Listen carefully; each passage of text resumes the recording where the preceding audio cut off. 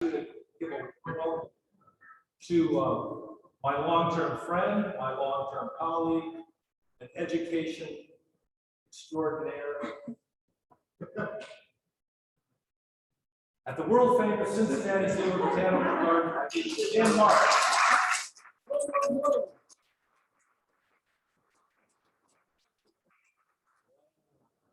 So I still run around. I'm still excited, but not quite as boyish. That's for sure. I'm a little immature. Okay, well, thanks for having me here tonight, guys, and everybody out there as well. I know there's a whole lot of people sitting right there right now. How many people are joining us? Alex? 20. All right, that's great. That's more than what's here right now. All right, well, I'll keep looking over there from time to time as well. That's what they can see.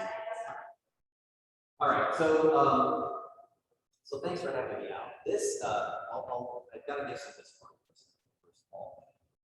What I'm about to share tonight is not it's not the opinions of the Cincinnati Zoo. It's not the opinion or policy of Miami University. These are my experiences that I've had by spending 15 years annually in the unit course for Miami University. So, and it's based on relationships and observations with people on the ground. So I have to throw that out there because I don't want to put anybody in a weird spot. Because some of what I'm going to say is a little provocative.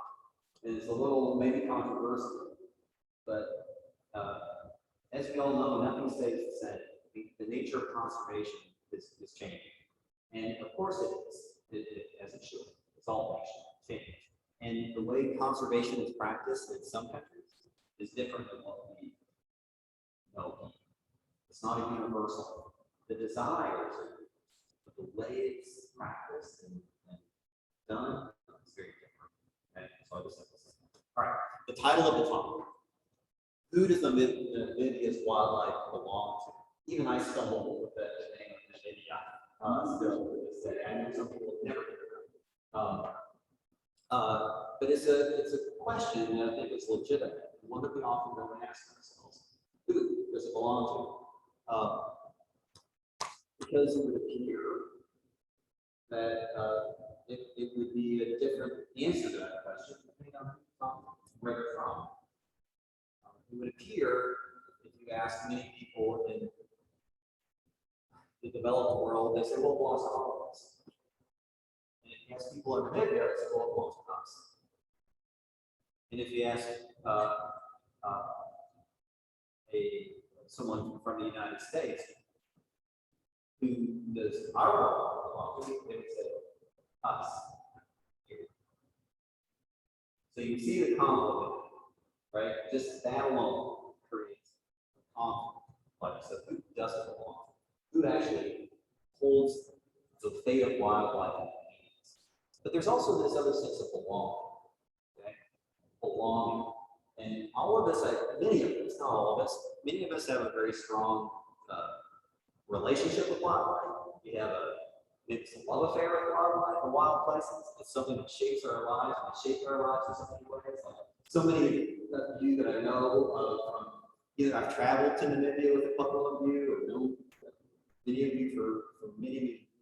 Your lives are dedicated to wildlife in some way or another. So there is a belonging, right, that we of wanting to spend a life with the other species that we have this planet with, and either working directly with them or on their behalf.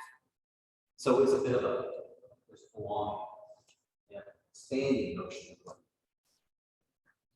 Okay, so I guess I'm going to be doing this a lot. Just use the arrow keys there, Alex. Okay. Here are my aims for this talk. Because, as an educator, I try to think about things in terms of goals, objectives, and what we're trying to accomplish here. Because this isn't just for fun. It is. I hope you guys have fun. Enjoy yourselves tonight. I also hope that we're going to be just going to make you think a little bit tonight. But I want to illustrate the wildlife conservation successes of Namibia. It's actually pretty amazing what they've accomplished there. It's a small country. How many people know where Namibia is? Okay, good job. Good job. That's amazing. A lot of people like that. Used to be called Southwest Africa or German Southwest Africa. And as a young person, I remember hearing about SWAPO, the Southwest African People's Organization. It was a terrorist group that was fighting against the oppression of South Africa and apartheid and stuff. And now it's the ruling political party in Namibia. But SWAPO terrorists, rebels. Okay, so it's an interesting place. It's the first country in Africa to provide for environmental conservation in their constitution. So they gained independence in 1990, and this was something that went into their new constitution right away, along with other progressive things. It's a very progressive country. Interesting place, very interesting place. And for a backwater country on the African continent, it's incredible how progressive they are, how forward-thinking they are. Namibia has growing populations of wildlife at a time when other African nations are seeing declines. They're seeing their success defined from the perspective of more hooves and paws on the ground. Namibia's got it going on. You're doing really well on that front. If that's how you're measuring success. And I think most people would say, yes, that's how I would measure success, right? It's also one of the 3 epicenters of community-based conservation on the African continent. So let's see. There's the campfire program in Zimbabwe that was an interesting model, and then there was the community-based conservation model in Kenya that David Weston created, and then a model they created here in Namibia that was created by a guy named Garfield Smith. So it's interesting, this community approach involving local people in the conservation of wildlife sort of came to be, in many ways, on the African continent, okay, in this place. It's an epicenter of progressive thoughts and policies and action. I said that already. They have a farm-to-fork traceability program in Namibia. This is going to be important later. You might wonder why this is here. I'll connect the dots in a bit. That meets the highest EU standards. They can trace, like if you're eating a steak of Denmark that came from Namibia, you can trace it right back to the farm and to the cow. And back. You trace it both ways. It has to be that way because the EU has very high standards. That could be applied to other things. And then the last thing, and this is why community-based conservation is important. The majority of free-range wildlife resides on private lands, not across. That's frankly the way it is in most places in Africa, for sure. In other parts of the world too. So that community approach is key. It's key. All right. So a little bit about me. Randy, thanks for that endorsement. The world famous Cincinnati Zoo Botanical Garden Zoo. I'm a clear evidence that they do charity work and sometimes hire. I come from a long line of Kentucky preachers, teachers, and tobacco farmers. And when I sometimes think about where I am in my life today, I just am blown away. Like the opportunity that I've had, that I have been able to lead graduate level courses on the African continent in Namibia. I've led many just gratuitous fun trips to Africa and other parts of the world for the zoo. I've lived abroad. I've accomplished so many of the things I've wanted to accomplish in my life, and some things I never even knew I wanted to do. Done them, and I'm just super lucky. And I'm a little conflicted, I'll be honest, because I have one foot firmly planted in the Ohio River valley. The other foot could be in a different place. It's Namibia. And that photo on the left with the ocean behind me, that's the Atlantic Ocean. And I'm facing inland into a sea of sand. It's where the sea meets the sea. Two different wave forms, if you will. One's liquid, one's mineral. But they look very similar, different rates. but they still form waves, and they still move every day. And it's a captivating place. Couldn't be more different than the lush green verdant Ohio River Valley. You can see what the landscape looks like behind me in that other shot. In both cases, there's a very, very strong wind blowing. During the daytime, since this is a desert country, Namibia is primarily a desert country, the oldest desert in the world, maybe 80 million years old. Rival in the Atacama. It's hard to say, everyone wants to be the oldest or the biggest or the driest or whatever when it comes to deserts. But as the interior of the continent heats up, it sucks the air in from the coast, from the big whale current. It's very cold up there, right off the coast. Cold current coming up from Antarctica. Pulls that air in, it's a convection current. It creates these really, really strong winds during the heat of the day, right? And so I just happened to be, I was almost about to be knocked down. That's not true. And the wind was blowing in my face in that other photograph, because that's looking to the east behind from the west. You can see some of the mountains on the far in the background. They're nearly buried by sand dunes. Sometimes these mountains will be. Just trying to set the stage here a little bit. This is what I know of the country where I spend most of my time. I can bring a pointer. I almost brought a shepherd stick that they carry in Namibia. It's called a kanaki. And it's a long stick with a knob on the end. And it's used by herders to prod and poke and also defend. It's like a shillelagh or a roo from East Africa. It's like it's a club of sorts, but I can use it as a pointer. So Windhoek is the capital of the country. And we usually, for the courses that I teach, we start there at Windhoek, travel up toward through Okahanya, up to Otjiwarongo, which is there just on the edge of that red circle, out toward the Waterberg Plateau Park to a place called Cheetah Conservation Fund, where we spend most of our time. Some of the students will remember this. And then we head up to Etosha National Park, where the largest park in Namibia, it used to be the largest park in the world, wildlife park in the world. It's gotten a lot smaller in the last 100 years. And then that's our epicenter of activity. I have gone all the way out to the coast and down to Solitaire, right there, and that's that general area. I spent a lot of time in the desert and in the dry bush belt. But this gives you an idea of where Namibia is, just in case you weren't sure. And it's, as I said, it's primarily a desert country. As you head to the west along the Namib desert coastline, it's the Skeleton Coast. North of the Swakop River, it's Swakopmund. And you can see it's called the Skeleton Coast because of all the shipwrecks. A lot of shipwrecks there. And then to the south is the Sea of Sand. It's a rocky desert to the north. To the south of there is the Sea of Sand, and it's diamond mining. Lots of diamond resources there, and held by private concessions for the most part. It's where Namibia makes a lot of money. This is what it looks like here. A few of my colleagues from the past.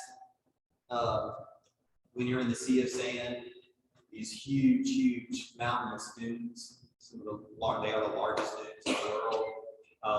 My colleague Jill Korach from Dragonfly took that photograph of her. Her camera had just been destroyed by the blowing sand. The beard of the dune, where the wind is blowing the sand off the top of the dune, got blown right to her camera and just clogged up the mechanism. And so there she was in this beautiful place, and she just had to stop and look and take it, because there was no more pictures were going to be taken that day. Much of what you see there are lichens, and then the botanical enigma, Delvetia mirabilis, this sort of transitional piece between the gymnosperms and the angiosperms. It's just an amazing plant. It's a tree per se. It's got a truncated trunk that's down in the sand, and then there's these two ribbon-like leaves that go off to the side that can be huge. Almost endemic to Namibia. There's a small population in southern Angola. Okay, there you go. Sea of Sand. This is Sosole. You're wondering, where's the wildlife we're talking about conserving here? How could it possibly survive in this place? This is just a piece, but this is the defining piece of Namibia. Namibia is named after this desert, the Namib, right? So I'm just trying to set the stage of where we are in this part of the world. This is Sosibwe. Glades or ponds or ephemeral ponds. And this one is also called dead clay, or dead pond, because it hasn't had water in it for a very long time.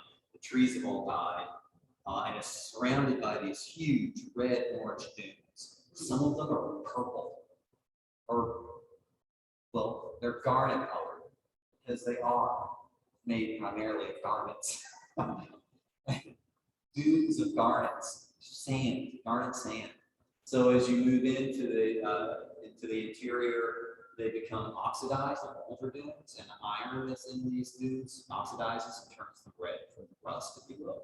And then near the coastline, because you can see the water, the ocean off in the distance, it's that lighter color because it's fresh sand. It's a captivating place for me. I find it oddly compelling. Brutally hot at times. The sun is not good for me. I'm a mighty white guy, and my skin does not like that sun. And I've had many visits to the dermatologist for the years I spent time in this place. But it's worth it. None of us get out of this thing unscathed, folks, right? The sun giveth life, and the sun taketh away. Sorry.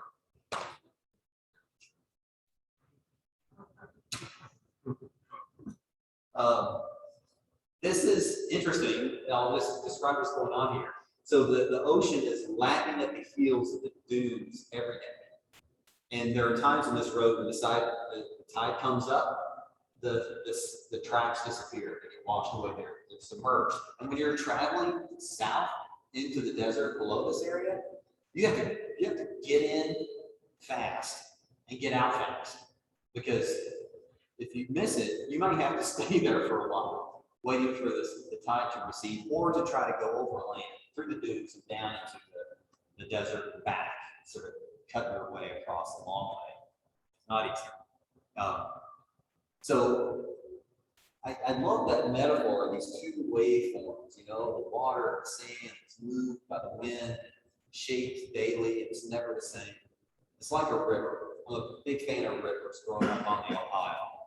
No river is ever the same from one day to the next. No free river is the same from day to day. And I just love that constant change, the dynamic nature of places like that. Okay, couldn't be more different than that point. Okay, I've got my points here. But the scale of it, I think, is important. Those trees that are fairly good size at the bottom of that dune are about to be buried by that dune. Eventually, they will be. The little airport up there, we had to buzz it a couple of times to get the oryx off the runway because they were walking out across the runway. And then once you get up into the air, it was odd because there was a lot of clouds in the sky on this day. And it was dappling the ground. And you can see those old riverbeds running through it. Water happens, but water happens very periodic, long periods. Okay, so that's the place. This is something I thought you guys should know about. If there's one book you would read about this place, I'd read this one, An Arid Eden by Garth Smith. This is the guy that came as doing military service in Namibia when it was part of South Africa, and worked as a forester as well. But he got captivated by the place and built a lot of trust in the northwest part of the country. The northwest is a wild and untamed part of the country. Access to it is harder than most parts of the country. And he noticed something when he went there, and he noticed that there's very little wildlife, very low numbers of wildlife. But he knew that historically there had been a lot of wildlife in this area. And he found out that during colonial times, is it okay if I use Alice the microphone, or are you trying to stay away from it? This echoes pretty bad. Okay. So he found out that during colonial times, the Namibian people had lost all rights to wildlife. So wildlife was just a bird. It was a lie. And frankly, in the country, even those with wealth, the white Namibians that were living in this place, would often eradicate all wildlife from their property so they could grow cattle, or sheep, or goats. They just got rid of it. Anything that was competitor, predators, herbivores, whatever, get rid of it, get it off the land. Not unlike the United States early on, right? Similar trajectories that we see in these as people move through a place. Predictable patterns of behavior, right? So he started forming these relationships with people and proposed this idea: what if you benefited from wildlife? What if you actually gained something from having it on your land? And frankly, what if you had some rights to this property that you're living on? Because the apartheid government had taken all rights to land away from them, and they were just sort of given a piece to live on that exchange. Right? It wasn't. If they lived a very tenuous experience and existence, and they never knew what was going to happen. They could be evicted at any time, and they basically, if they could eat the wildlife, awesome. Get rid of it, great, no big deal. This is not something that we value, and their connection to the land is broken. That's the key. Connection to the broken by colonialism and apartheid. This guy changed things because he changed the way people thought of wildlife, and he advocated for them to gain their rights back, even during apartheid, and it got traction. Somehow he's a pretty compelling fellow. You spent some time with him. He's gone now, passed away. So Carol Trossett had spent time in his camp. I wish I'd had gone. Yeah. So these influential people, I think, are key when we think about like where conservation works. There are those people that are Catholics, and Garfield Smith was a Catholic. And toward the end, he handed off his legacy to others and took it from there. Okay, so here's the thing you need. This is what Namibia looks like today, and I want you to point out that I consider Namibia to be maybe the conservation state. It might be the conservation state in the world, for sure. On the African continent, over 50% or approximately 50% of their land mass is tied up in some sort of conservation protection. It's either state-owned, it's privately owned, but it's in communal conservancies, or local landowners have entered into conservation agreements to manage their land together for wildlife and cattle. Different versions of it. And so you can see all of the areas that are marked with some sort of pigment, those are protected areas.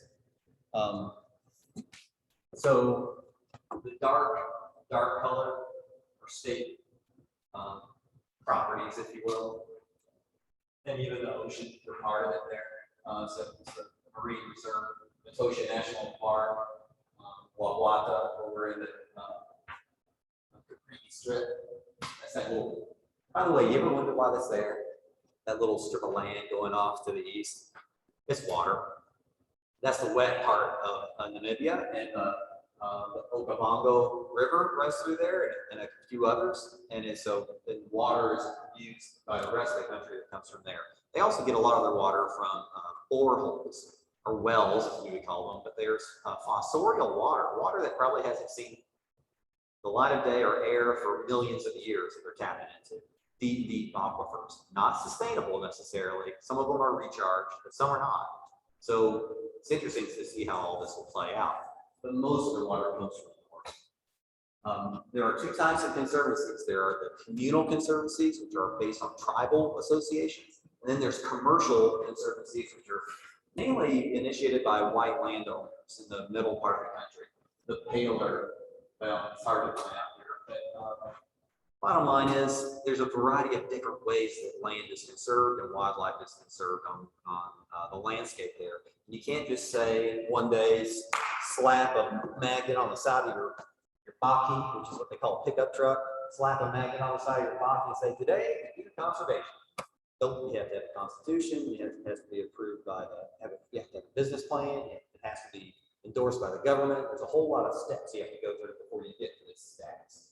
It's not just a knee-jerk reaction to something you do and say you're held to it. You're held to doing certain conservation work with your property. All right.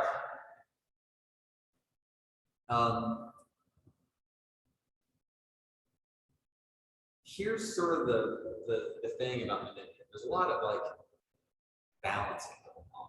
It's an arid place, and the rain cycles come in 10 to 15 year cycles.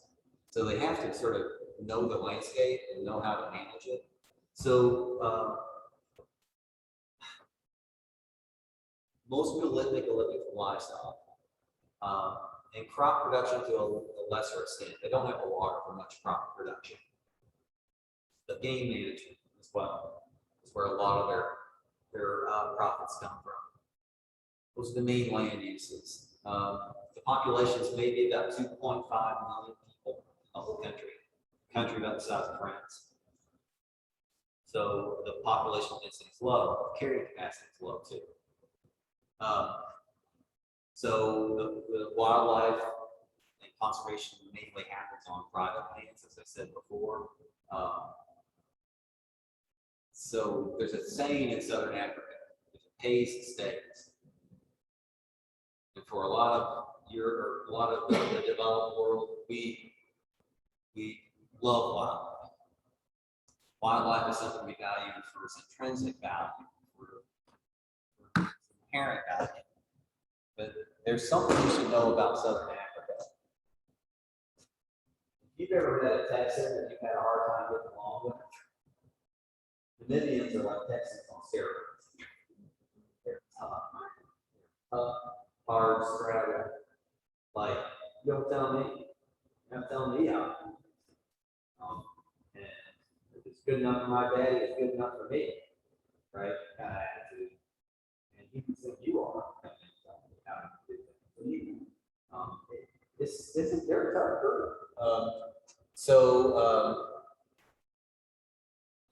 If this doesn't have a tangible value that helps them, because this is an agrarian society, that's their bank account, right? This is how they pay for their college education for kids. They don't have a lot of money sitting in a bank account or cash account. It's sitting on the land. It's standing on its hooves on the land. And if it doesn't have value, then get it out of the way, because this needs to have value. And they've got a good model of balancing that value. It rubs our sensibilities the wrong way for most of us, that just see the intrinsic value on it. But the proof is in the results. We'll get to that in just a second. Okay. This is all taken from an organization called NACSO, which is a Namibian group that is an advocacy group for community-based conservation, community advocacy, if you will. But they make a statement here that I think is pointing to something that is the basis for this talk. And I'm going to get to it in just a second. And I'm going to read this to you. Disney is not real reality. In real life, lions, crocodiles, and other predators eat livestock and sometimes do. Elephants raid crops and destroy water installations and also sometimes kill people. Many other wildlife, such as hippos, buffaloes, and rhinos, can also be difficult and dangerous to live with, in addition to those Afrikaans farmers, those old German or rangers. So the point here is they live with it every day.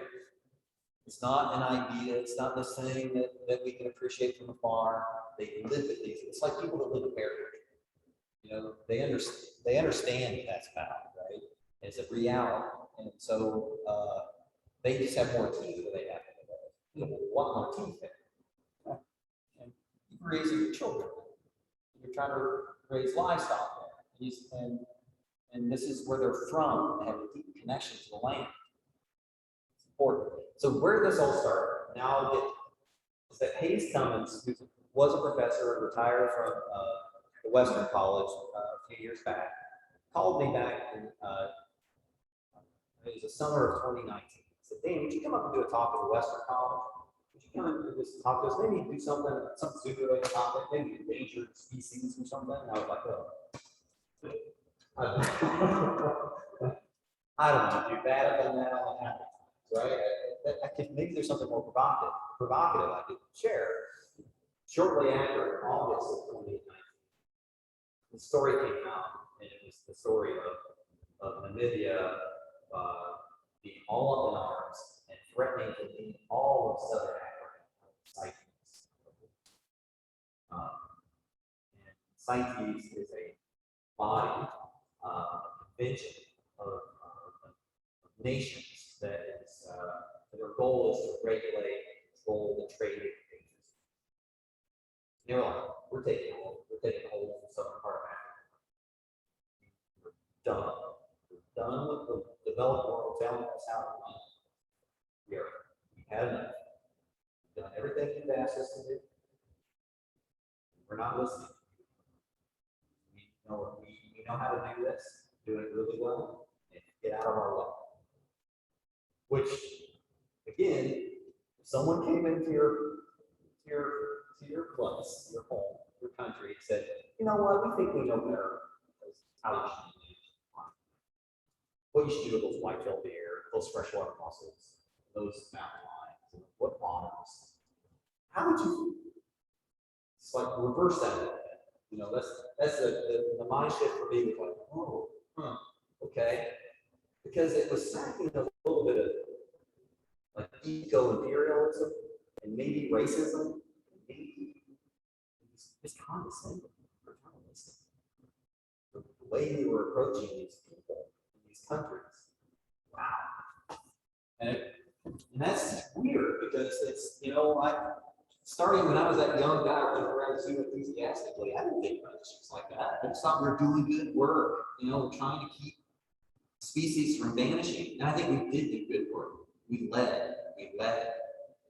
But we also need to know when, this sounds condescending, when the kids have grown up and it's time to let them go. And that's kind of what I'm getting at. Okay. Communal conservancies look like this. I'm just going to get back to this a little bit. This is a collection. They're usually tribal. They are based around tribal affiliations. There's about 12 to 13 different ethnic groups in Namibia. Fascinating. It's fascinating because you've got some Himba ladies here that are in the front in red garments, and they henna and fat in their hair. They look kind of Maasai-like, and they are related to the Maasai in the Samburu group. They moved into this part of the world in the 15 to 1600s. They've not been there that long, actually.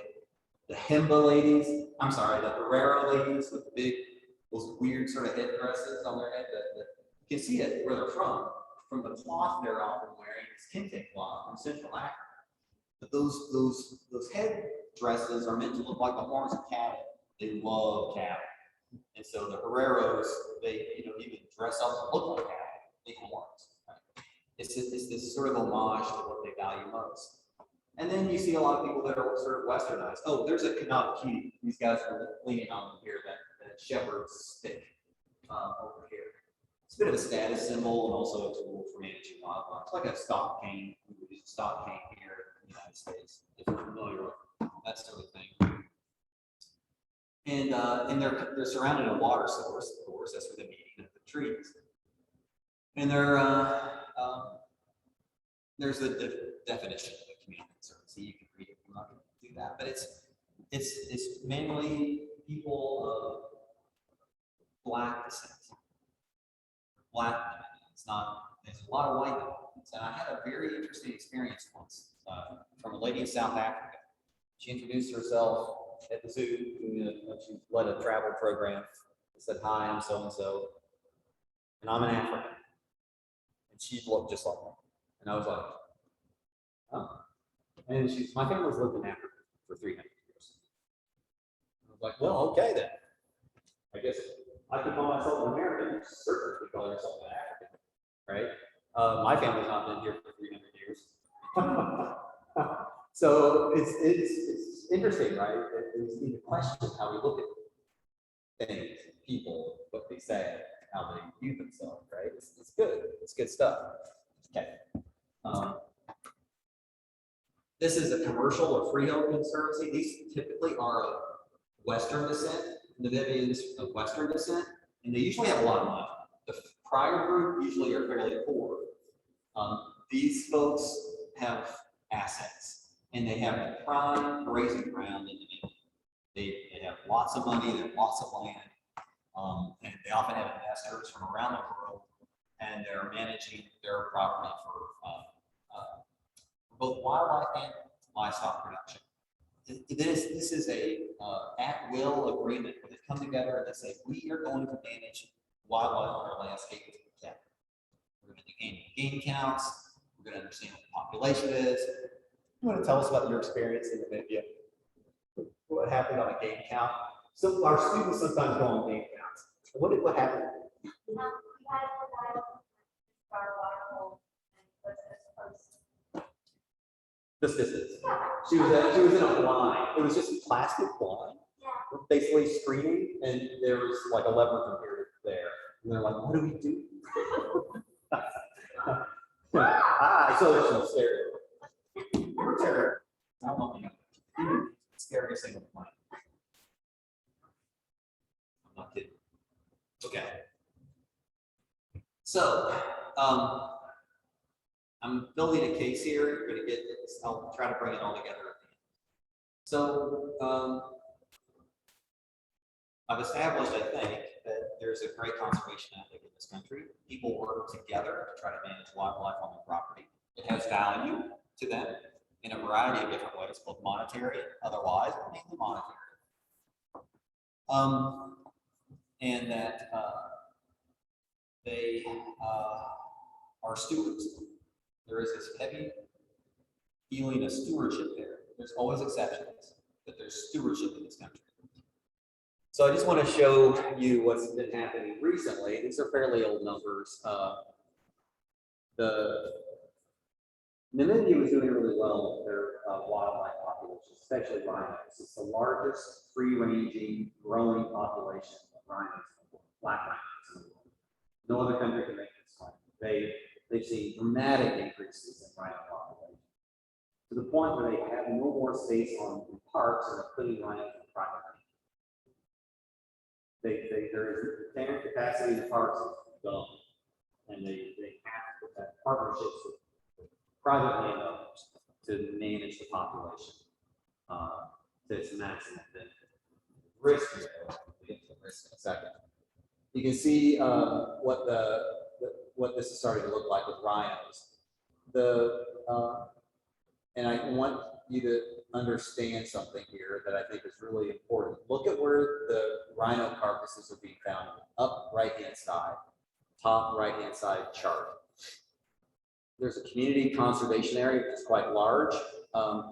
That's the palest bar. And then next to that is the Tosha National Park and other parks. And then below that is the freehold private land where rhinos were. And you can see that the numbers there's an initial spike in the communal conservancies, and then those numbers started to drop pretty dramatically down to 0 by 2018. On the other hand, you see it pick up in the parks, and it gets up to a very high total of 97 animals in 2015, and then it starts to drop. They figure out they've got a problem, and they start to take action in the parks. And then the freehold land, it was a delayed response there, but you can see what poachers do. This is organized crime. It's going to be violence, it's going to be drugs, human trafficking. It's just organized crime. And so they shift from one thing to the next, from one place to the next. Oh, we'll hit the communal lands. Whoop, they figured this out. Let's hit the parks. Okay, we'll hit the parks. Hit them really hard. Wow, that was really great. We got a lot of rhinos. Ooh, they figured it out. We better stop or curtail our activity. I know. We'll go to the commercial ones, the freehold ones. We'll try that. And so they move around with it. Because as they depleted rhinos around Namibia and other parts of southern Africa, suddenly Namibia in the early teens became a target. But you see the response was pretty aggressive. They shut it down pretty fast. It's impressive. the communal lands were places where people used to poach wildlife. Now they save wildlife and they keep it on their lands because it's bound. They've gone from being a problem to a solution. And that's the story. By engaging those communities, by bringing the people into the equation, by giving them a stake in the game, by allowing them to have a stake in the game, by restoring their cultural beliefs and norms, it's happened there. I think that's something for us to pay attention to. Firearm seizures went up, arrests went up as we start to figure it out, and you can see the numbers start to decline. Pangolins, on the other hand, you guys know what a pangolin is? It's an insect-eating animal, anteater-like, that has scales. They curl up into a ball and completely armed. It's the holy grail of my wildlife quest on the African. I've not seen one yet. I've been looking for 25 years. I still haven't seen one. And my students have seen them in the big field at CCF. And I was thinking, I guess we all need something, right? So what's your bird? What bird are you looking for? What's on your list that you've never seen? It's that. That's the pangolin. By the way, I am a bird as well. I once held Audubon's, one of the Audubon's binoculars. It was a shotgun. It's like a 20-gauge shotgun. It's amazing. It was beautiful gun. I've got a minute before the presentation. Because back in those days, you know, yes, pardon. Yeah, I'm just curious, the pangolin figure, is that related to legal trade trying to move the pangolin up to Egypt? Yes. Yeah. So the question was, is that part of the illegal trade moving pangolins from Namibia into Asia? And the answer is big old yes. From local consumption, just like the horn, just like the rhino horn, the markets in Asia and the Middle East. So this is an international effort, right? This is what people are up against. It's organized. It's a syndicate.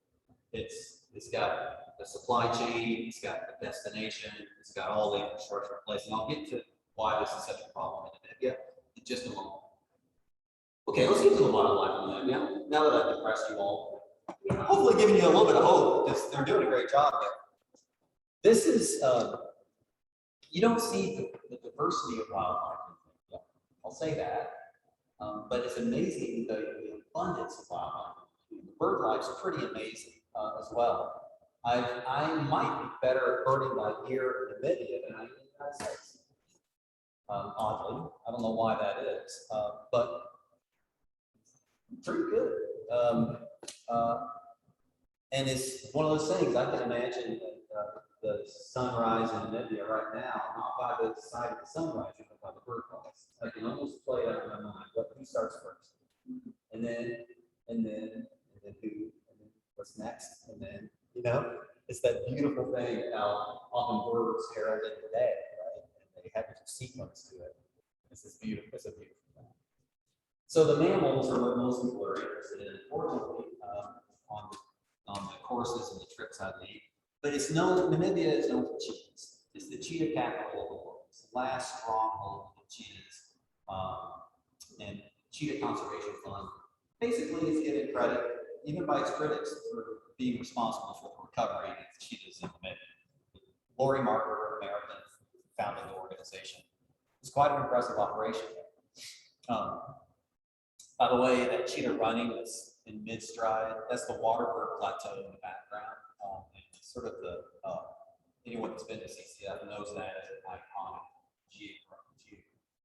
geological marker for everyone there. Every day you're looking at it, it changes daily with the sun. Beautiful place. And this elephant shot, it's really fun because you can see his molars going in the back of the mouth. How often do you get a chance to shoot right into an elephant's mouth like that? It's just fun.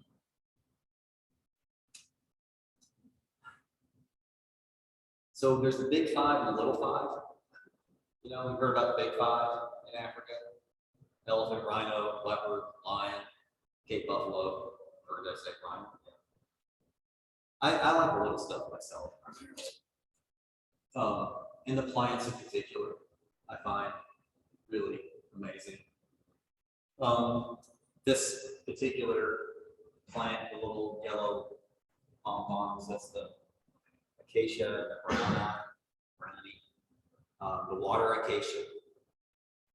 And oftentimes when we're there in July and August, in the winter, it's the wintertime. By the way, it gets cold in the winter. Oftentimes it'll get below freezing at night, down to the upper 20s. Water will freeze outside. The sand in the middle of the road will have a frost line down the length of it. It's cold, but the sun comes up and it'll be 70 by mid-morning. So wild swings in temperature.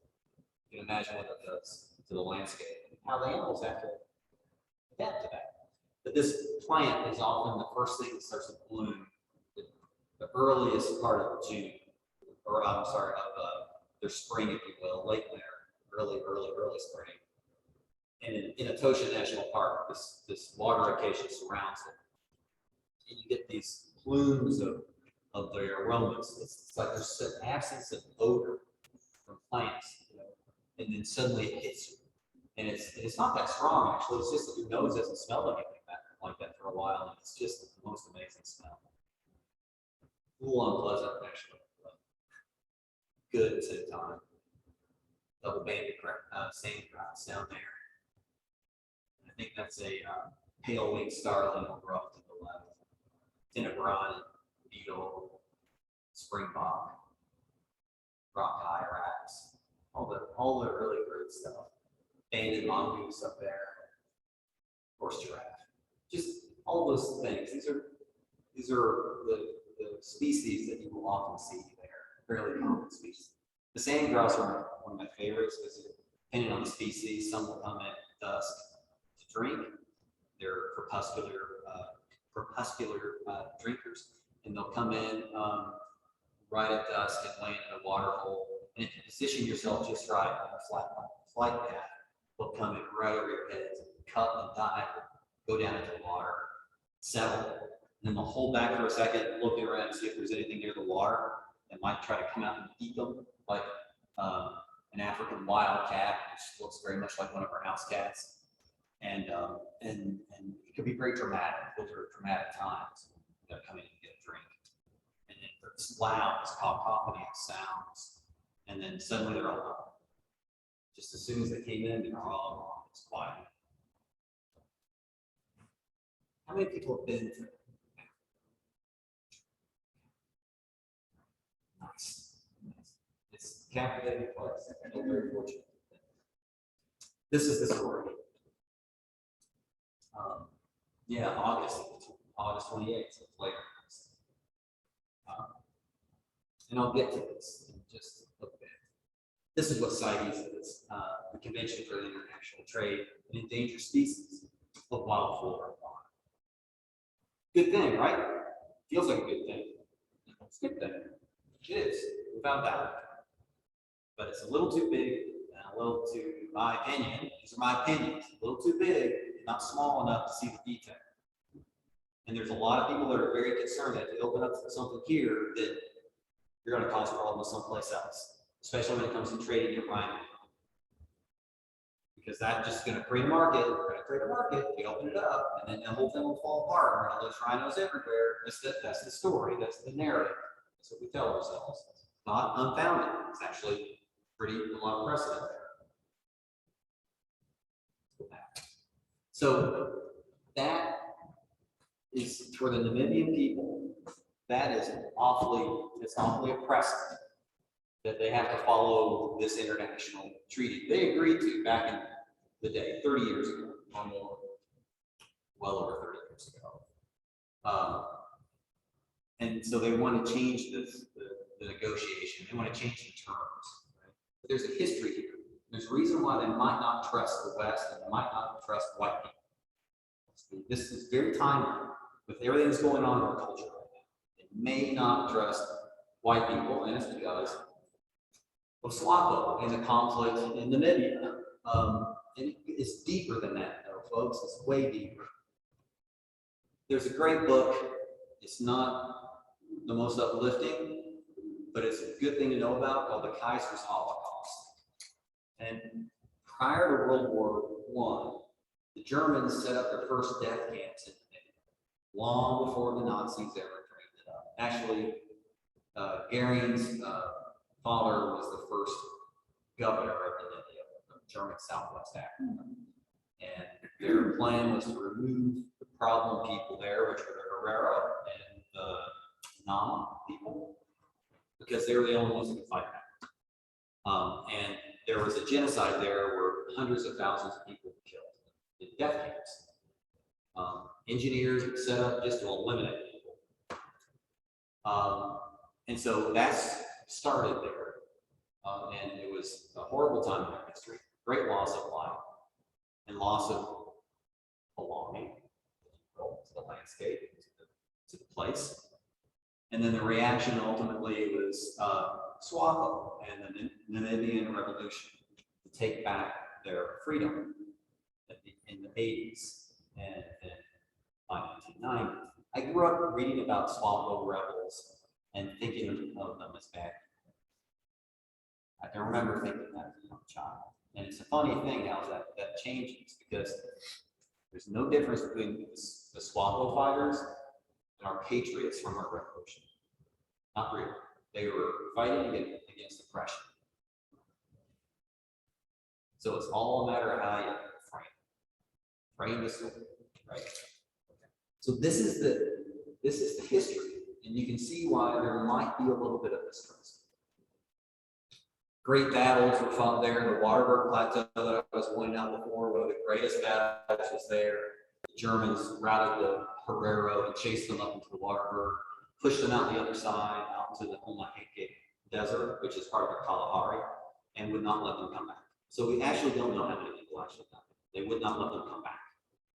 So this is the history, and this is in people's memory today. But August 11th is their Memorial Day, where they honor all of those people that were killed during the genocide and it flavors what is done in that country. But I'm going to tell you something. What's really amazing about Namibia, let's see if this next slide, back up. What's amazing about them is that they didn't take the approach that so many other people have, like in Zimbabwe, where they just came in by force. I have a friend from Zimbabwe. He's a veterinarian and a professional hunter that he guides clients. He's a veterinary, wildlife vet, and a professional hunter. Interesting, right? And he was, people showed up at his ranch and said, you have 24 hours to leave. If you're still here at 24 hours, I'm going to shoot your children, then I'm going to shoot your wife, and I'm going to shoot you. In that order. So get out of here. He did, of course. He took everything that he could and he fled for South Africa. I'm not saying he wasn't culpable and didn't do some things and wasn't part of a regime, but that was what happened from that is that Zimbabwe, the breadbasket of Africa, became people were starving within a few years. They just didn't know how to manage it because they didn't have the experience. The people that were left behind that wanted the land, wanted the freedom, wanted all those things, did not know how to manage it. The Namibians, on the other hand, do. And when they gained independence, they said, look, we're not going to do what Zimbabwe did. We're not going to do what South Africa did. We're going to take our time. We're going to allow things to sort of settle out as they will. We're not taking people's land from them. We're not committing the crimes of the past on the people that are here today. As the white Namibian landowners decide if they want to stay in the ranching business or not, we get first right of refusal on their sale. And then if we buy it, if we can afford it and buy it, we'll then partition it out. But there are training programs for future farmers of Namibia, essentially, to prepare people to be good stewards of the landscape. Instead of it just being this flip a switch. One day it's yours, now it's mine. And that just repeats itself, right? There's something special about Southern Africa. What happened in South Africa with them and Desmond Tutu and the reconciliation hearings, where people, if they admitted their crimes, they were given a chance for forgiveness. It's pretty remarkable. And something similar happened in Namibia. There's something special there. I'm not sure what. Okay, So the argument is this: the Namibians want to be able to sell ivory. They want to be able to sell rhino horn. They want to farm rhino horn. They want to raise rhinos, sedate them, take the horn off, sell it on a legal market that's only from Namibia. Only certified Namibian rhino. Because remember what they could do? They could trace that steak from a ranch in Namibia to a restaurant in Denmark and back. They got the traceability piece figured out pretty well. And the rest of the world is saying, nope, you can't do it. And they're like, hold on a second, we've done everything you've asked us to do. We have recovered our wildlife populations. Our elephants are doing great. Our lions are doing much better. They're not there entirely yet. Our rhino, we don't have room for anymore. We've run out of space. There's not enough private land. And you're asking us to take a risk. You're asking us to have rhino on our property, and if someone finds out about that, they could show up in the middle of the night, hold my family hostage until I tell them where the rhino are. Because this is the way it's done. And I'm taking great personal risk for the rest of the world to enjoy these rhinos they don't actually live with, and they assume no risk. They just want to tell me how I must live with rhinos. And so I'm not sure what the answers are here. I'm not actually advocating for one thing or the other. I'm just presenting this case. But I personally think the Namibians need to be able to make those decisions themselves, because currently corruption is not a problem. It's not widespread like in many parts of the African continent. I'm just going to say, here's the North American model of wildlife conservation. This is what started way back with Teddy Roosevelt and others. Brunel, Muir worked on this a little bit. It all sort of worked out. Muir was not a fan of consumptiveness, but Brunel was, and Roosevelt was. And you can, I strategically threw freshwater mussels in there because that's what I did before I came to the zoo. I studied freshwater mussels.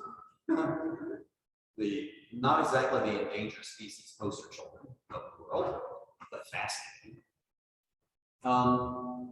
But wildlife resources are conserved and held in trust for all citizens. Commerce in dead wildlife is eliminated. Wildlife is allocated according to democratic rule of law.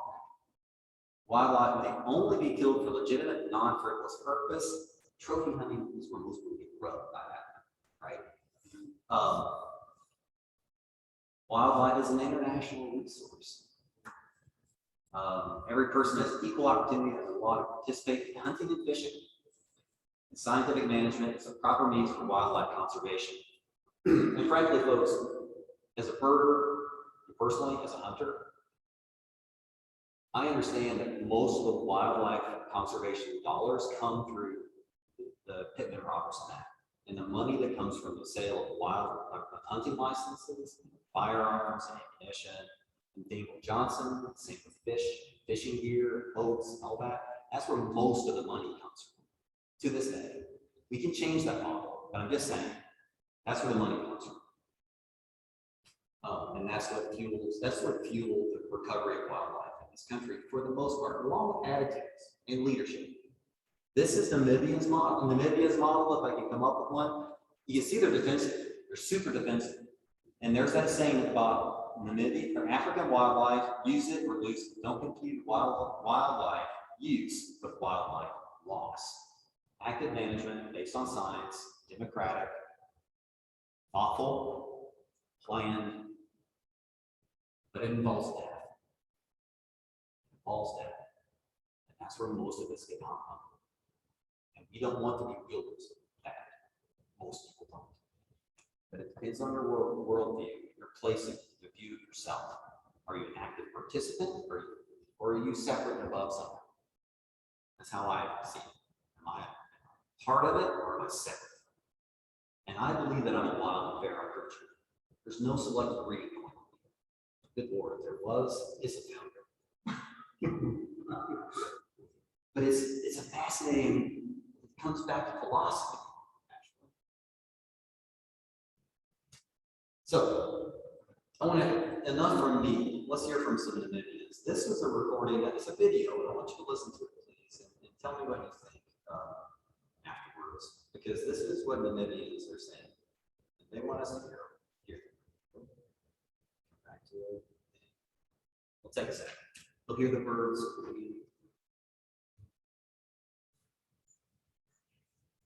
Zambezi region, Namibia.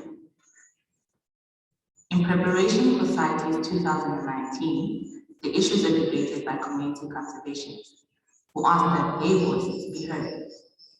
The global world should realize that the indigenous knowledge that is coming before the new legislation has been enacted by the respective governments.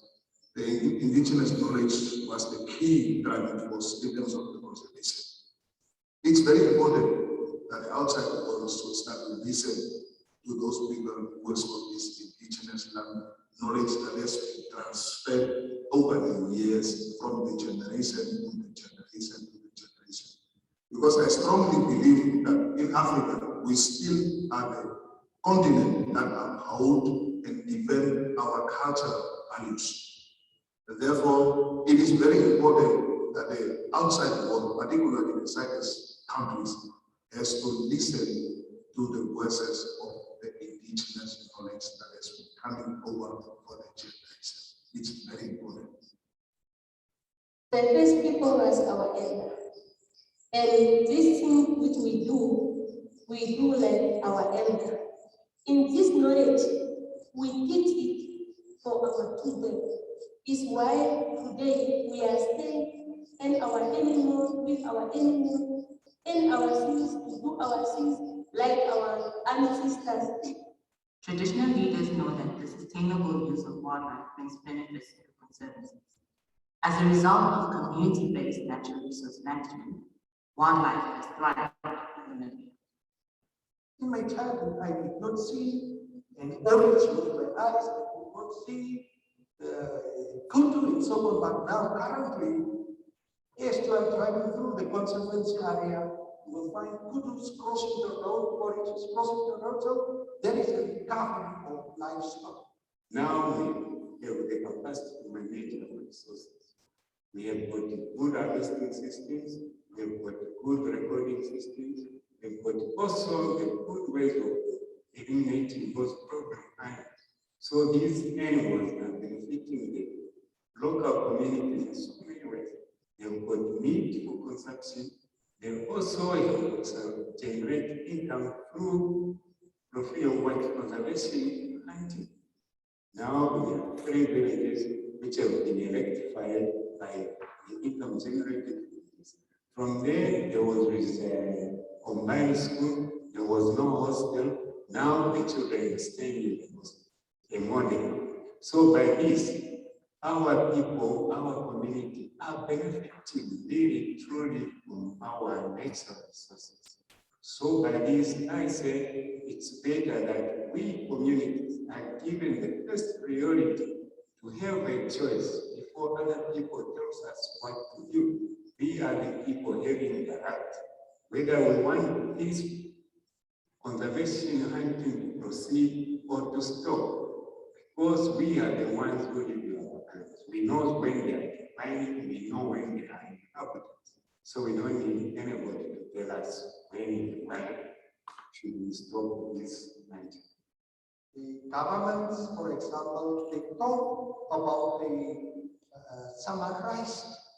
summarized view, but when you are involved in the communities, we should understand that communities are living in different places, and the circumstances in which they are differs from one community to one community, from one country to one country. Therefore, it is important for a particular community to be presented at CITES. The international community must hear of this. We are the people who are on the ground. We are the people living in this world. We are the people managing our own world. So they have to hear our voice that they can't judge for us. They can't make decisions for us. We are the people to make decisions.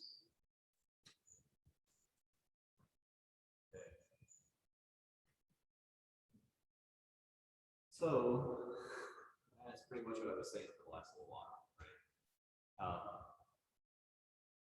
I think, any reactions to that? Any thoughts on this front? Like, things that make you feel uncomfortable about. I mean, I guess it felt uncomfortable about some of this. Any thoughts you want to share? So if I understood it correctly, that they have profited from their policies and were able to build schools and hospitals and so on. How do they profit from that stuff? Harvest? Yeah, there's two models. Some of them are like typical ecotourism. So one Okay. way is that people just come and see wildlife, right? It's Okay. non-consumptive, Mhm. non-consumptive. Then the other one is that it is consumptive, and it can take two forms. They can actually have a certain amount they take off the land, and then they sell it. It's very different than the North American model. They can sell springbok to people that might serve it in a restaurant in winter, or they can have hunters come in from other parts of the world, and they can hunt on the property, and it's taken that way. Regardless, there's an economic model there, an employment model, and it's done through an active management process. It's not like, I guess I would just simplify it this way. No good predator eats themselves out of their prey base. This has become their prey base, if you will. They're not going to do that. Human beings have done that traditionally. And I will ask you this question just to think about it for a moment. Why is it that the African continent is the place where it's the only place in the world where ecosystems exist with the full assemblage of predators, prey species, and large free roaming populations? Why the place where human beings have been the longest, where we evolved, where we came to be as a species? Why is it that is the place where those wildlife communities still persist when humans have gone elsewhere, here, North America, and nearly wiped out passenger pigeons, almost drove the bison to extinction. It eradicated those species from the east, elk, not mountain lion anymore. Elk were gone from here. They used to be here. They've been introduced in pockets. We've learned from our mistakes and we brought them back. But the initial thing was that we eliminated, or nearly eliminated. But in Africa, they're still there. There's a lot of replies to that. I think it's complex. It's not one reason, but it does beg the question. And it's worth thinking about why. Why there, where people have been the longest? Why? How could that be? When we've seen it be very different in other parts of the world where humans have gone. Is it coevolution? Is it the legacy of colonialism? Is it disease? Keeping human populations down? Well, I don't know. All those things together. Here's where they are. Looking at some of the key species.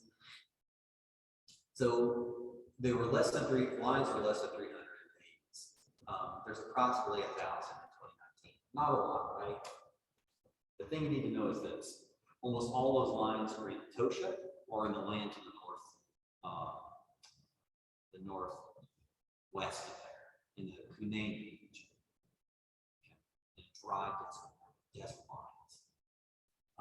So they've been eliminated, and that's why cheetahs are doing so well there. They've eliminated big predators, hyenas, and lions from most of the country. That's why leopards and cheetahs are doing so well in that country, because they don't have those top predators suppressing their population. It's an artificial situation because they've been eliminated elsewhere. They're only in a small part of the country. By the way, being a lion's not easy. Look at the scars on that guy's face. I think he's got a partially crushed orbit around that right eye.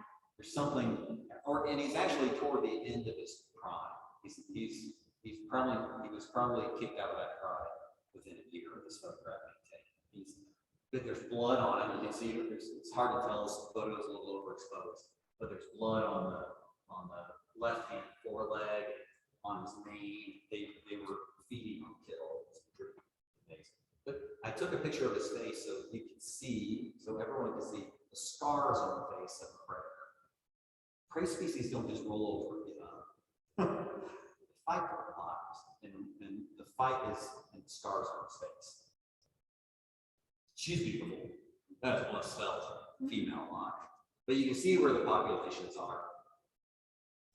There's mainly in Etosha and off to the west in the Canadian region. Some off in the east in the Capri Strip. Populations are pretty low out there because of malaria, tsetse flies. White rhino, about 1050 today. Very, very low populations. These are all introduced populations. Black rhino, as I said, they made such a comeback that it's become a problem, and there was always rhino there. So a lot of these rhinos are from an indigenous genetic group, if you will, a regional ecotype. There is such a thing here, so they do well in this area landscape.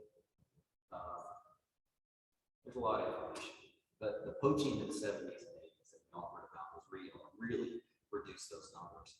But they made such a tremendous comeback. Elephants. This is cool elephant habitat. I just have to show. This is in the desert, the riparian forest of the far western desert of Namibia. And these are ana trees. They're a type of acacia.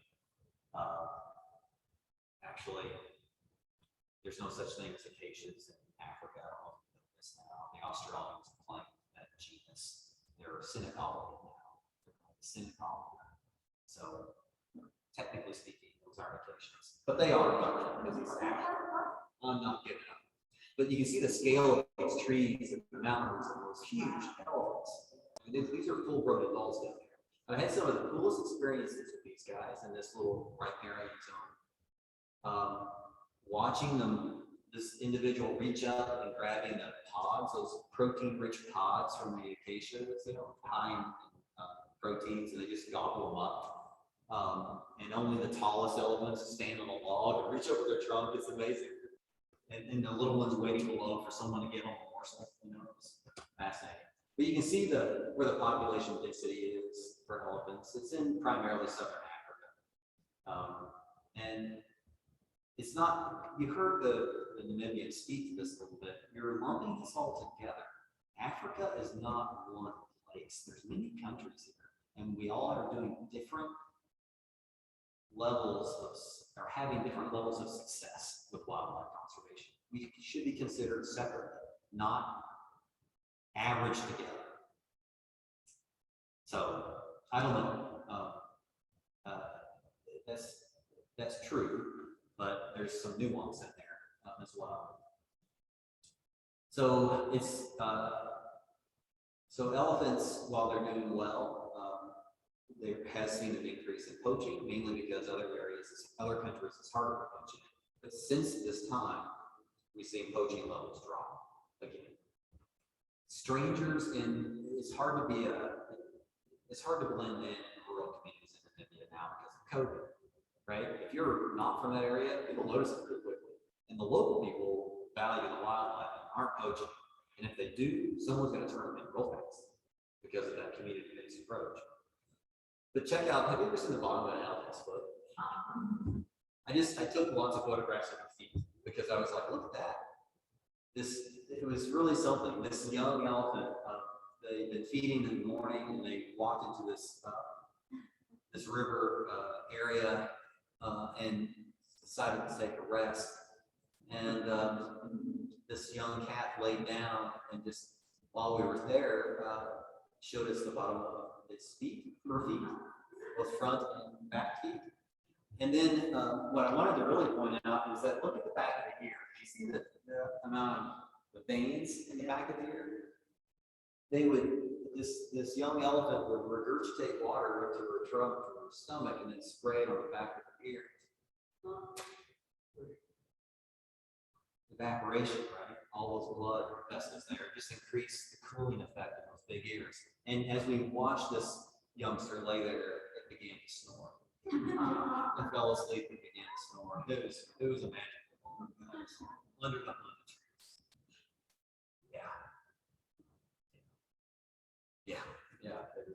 special. So the world is a beautiful place, folks. After all, when we talk about all the issues, all of us are here because we enjoy this world. It is a verdant and beautiful place. Ohio is more verdant now than it was 100 years ago. It is, we have seen so much progress. Let's keep it optimistic. Let's celebrate what we do. Let's enjoy our lives and wildlife, our communities, and show it, and be not as wildlife concerned citizens, not as being just the naysayers telling everyone what's wrong in the world. Let's celebrate what's right from time to time. Let's tell the positive stories. Let's be excited about it. This is one of my coworkers. I lost her to COVID. No, not because she died, but because she had made the choice to stay home, like so many women have, and take care of her children and family. She couldn't stay at work any longer and had to quit her job. Melinda Boston, we're on the Etosha Pan. That is what Etosha is named after. It's a great white place. And you guys have seen how people behave out in the pan. This is what they do. There's something about getting out in that big white open space. People go crazy. They run around. They do that little thing where they pretend like they're holding someone on their hand. They jump up and look at her hat. Just know the way her hat's It's awesome. So, you know, can't forget that. There's a lot of information that I'm sharing here. It's kind of sobering, kind of inspiring, actually, I think. I'm not brought down by much. I'm a pretty optimistic guy. Not much brings me down. And even if it does, I try to reframe really quickly and look at what's right and wrong and celebrate what's right. Because there's more right than wrong, in my opinion. Having said that, one of the problems in Namibia is this. While we've been on fighting wars all over the world, especially in the Arab Peninsula, Afghanistan, and other places, the Chinese have been making deals all over the world.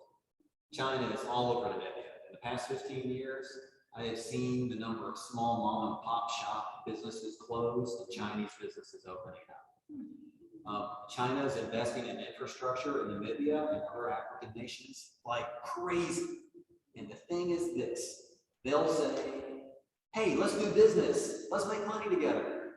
And the Americans come in and they say, hey, let's do business and let's make money together. But you gotta do it this way. You gotta observe human rights regulations. You gotta do this, you gotta do that, and all kinds of strings attached. Now, I'm not saying we shouldn't do those things, but that's who we're competing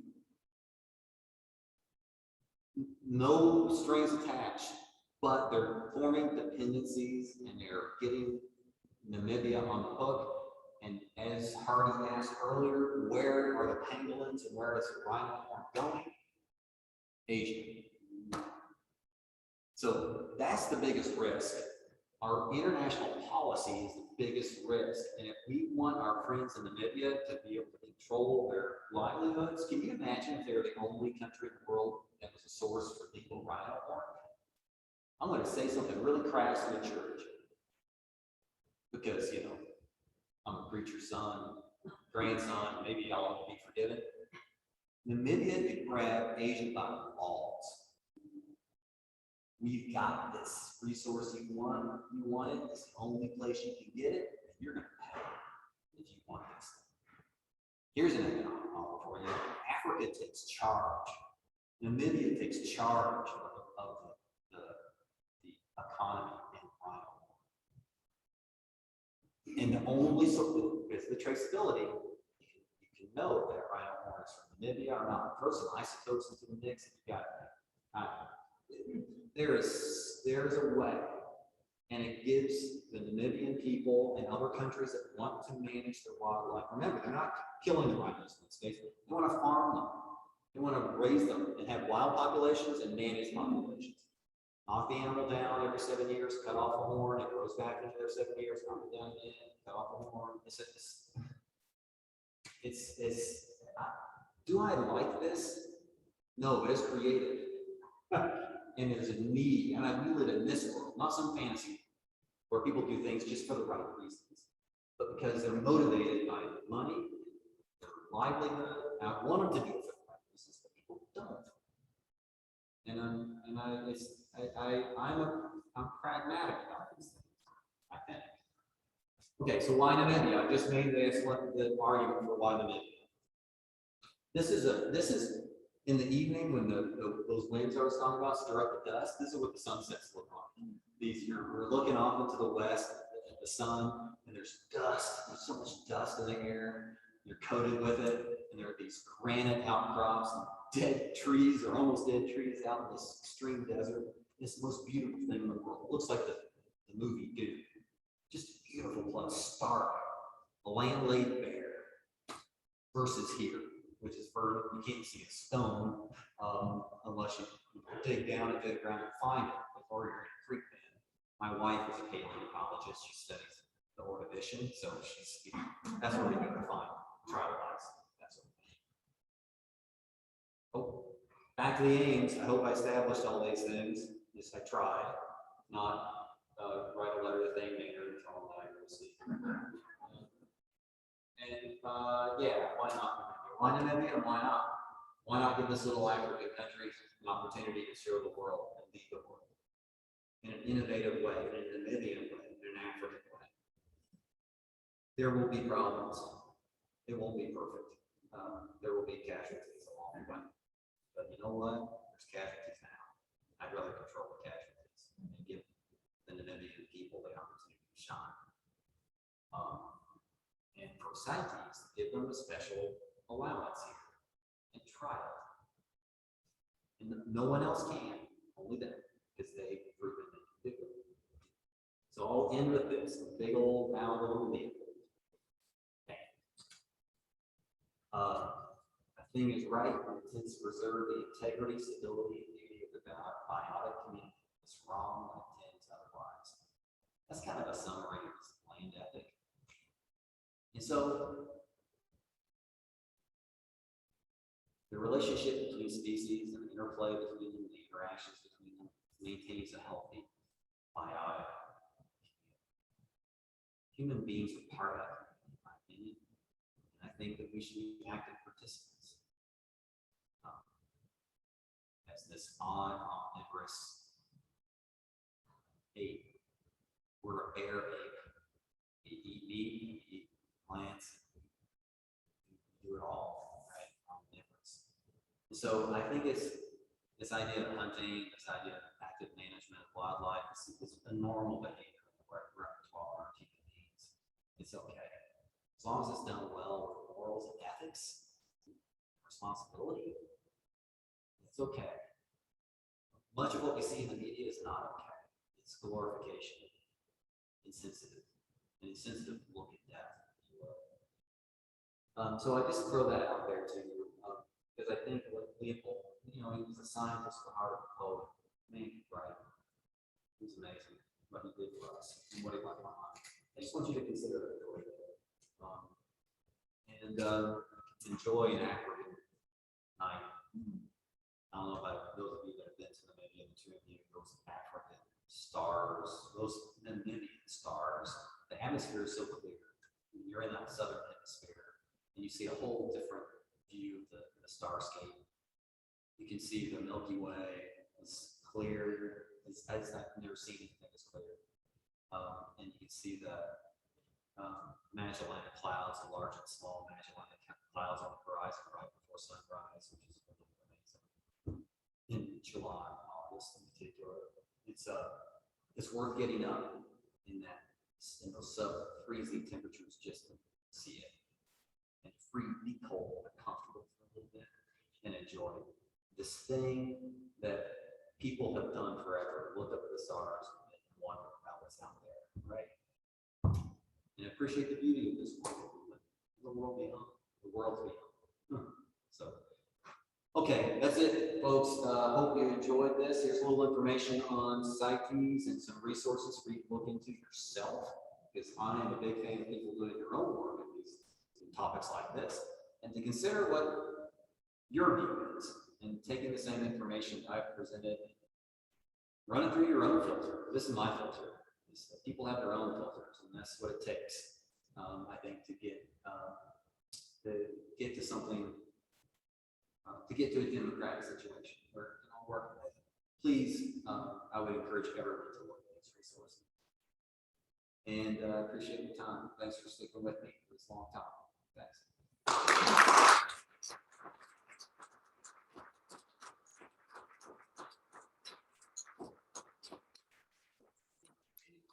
this wasn't warm and fuzzy, guys. It wasn't a warm fuzzy talk. Fiona was nowhere in my slides. Sweet. Yes. Yes, I'm sir. just curious, in problems that you have, how much of the poaching that's going on comes from Angola versus how much from within the country? It comes from outside, primarily from outside the country. So it's coming from Angola now, because Angola's. So one thing I didn't share, Etosha National Park is at the northern edge of the country. Just north of there is the largest human population in Namibia, the Oshana region, and it butts right up against Angola. So there's lots of people, lots of human infrastructure just north of the park, and another country where people are poor. So that just is a perfect segue straight into the country, right?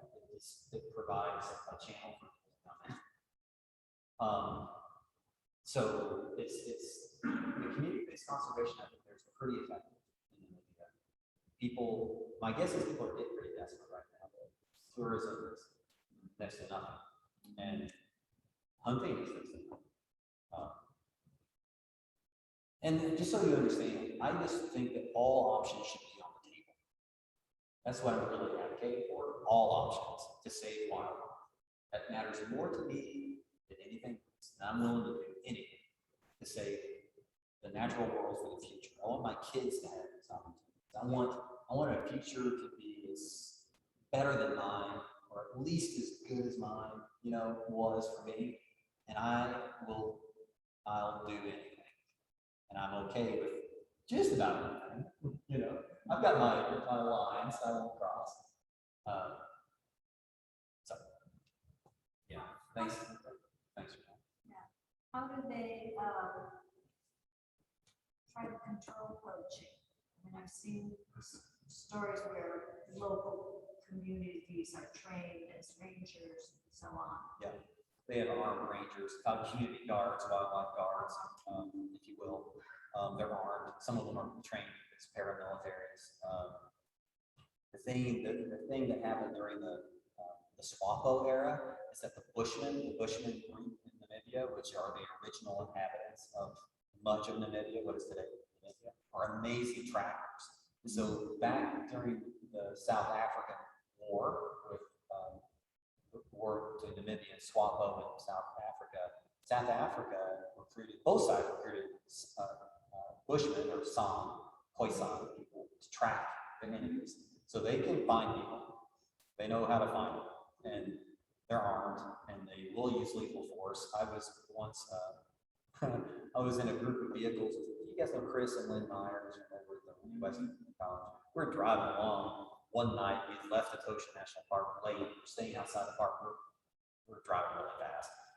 And we suddenly hit a roadblock. And these guys stepped out of the darkness with their AK-47s and M16s, assault rifles.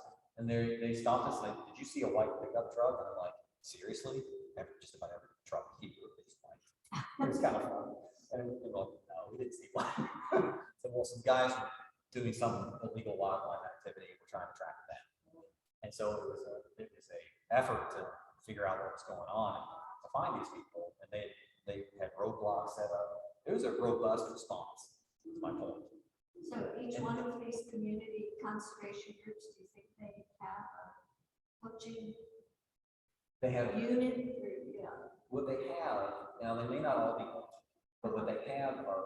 If you've ever been, are you from a rural community? No. So if you've ever lived in a rural community, anyone here grew up in a rural community, everyone know your business.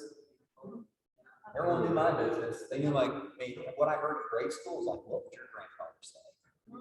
My grandfather was one of the preachers in town. Good Lord. That was an awful place to be.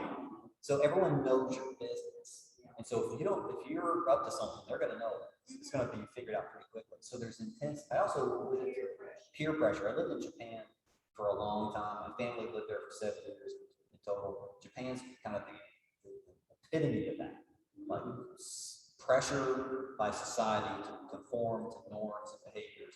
You are watched all the time. You are under pressure, screwed up real tight in Japan. And it's like that. Small communities are like that because they know what everyone's doing. And if anyone's stepping out of line, it becomes apparent pretty quickly. So there's just a lot of, that's the beauty of the system, because everyone's benefited. Like you take that coup illegally, that's taken away from me and my family and my neighbors. That's not okay. If you take that rhino, that puts our conservancy in jeopardy. So there's responsibility at the community level. And so usually it's not required to have someone come in with firearms. That would be more for outsiders. Outsiders. That's the big threat. The outsiders are scared because these are violent, that do violent things. And that's what puts people at risk. I know people in Namibia that have a hard time sleeping at night because they have rhinos on the property. And they're really concerned with that. And there have been times when people have had folks break into their homes at night and hold them hostage at gunpoint, like, because they have something valuable that they want. And that's what we're asking Namibians to do for us. We're asking them to put themselves on the line, just so we can see rhinos. They should benefit from those rhinos. We should thank them. We should do all we can for them. If we value rhinos or lions or leopards or cheetahs or whatever it may be, I can't make that point strongly enough. And that never occurred to me. That was a foreign thought to me as a young conservationist. I just thought it was all good. You know? We're saving animals. It's gonna be great. It's just a beautiful thing. And I didn't understand the risks. I didn't understand it at all.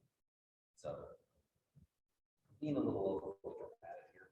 That's the whole human-wildlife interface. Yeah, and then there's conflict, you know, it's like there's just the day-to-day conflict. Risk. Kids walking to school and encounter an elephant, that could go bad. Or even worse, Cape Buffalo. They don't have Cape Buffalo, maybe it's too dry, except for the Capri, the wind portion in the northeast. Lots of Cape Buffalo there.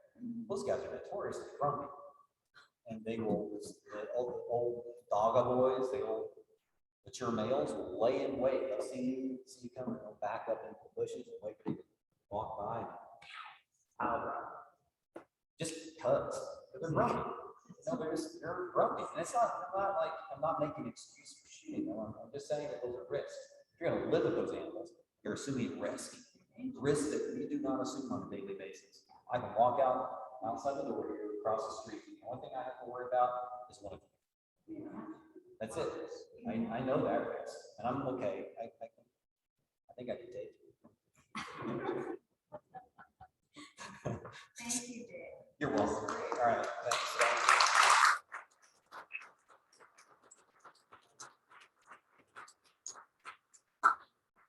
Part of it was trying to signal, is there something that you wanted to say?